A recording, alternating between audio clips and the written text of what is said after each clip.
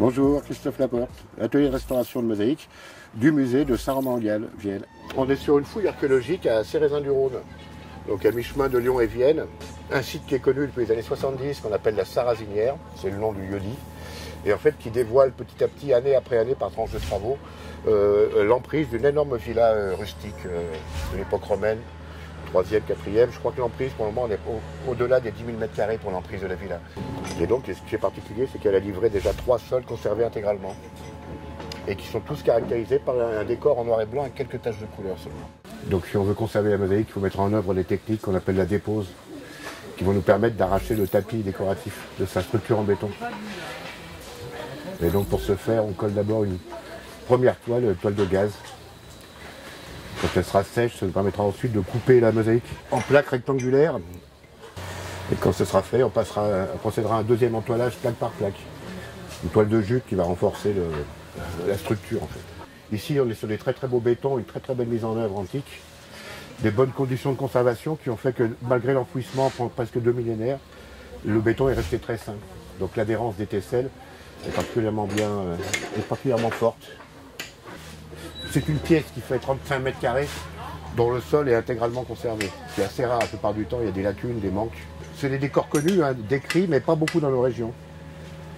Là, c'est un semis d'éclats de marbre de couleur sur un fond noir.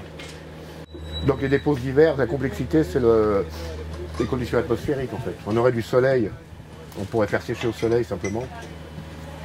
Mais là, il faut sécher fortement pour évacuer l'humidité de surface pour que la colle prenne sur la surface.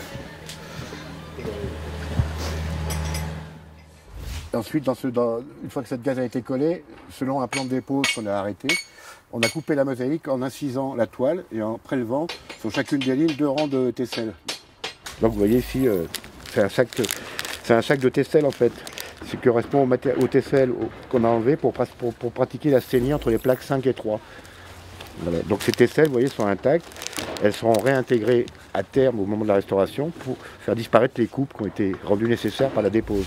Hier, en début de matinée, on a fait ces coupes et l'après-midi, on a collé la deuxième toile sur chacune des plaques, toile de jute qu'on voit maintenant là. Elles ont séché dans la nuit et aujourd'hui, on procède à la dépose, la dernière opération en fait, c'est-à-dire l'arrachement du décor de son support de béton. Donc on passe des lames ou des broches dans l'épaisseur du béton pour provoquer un clivage.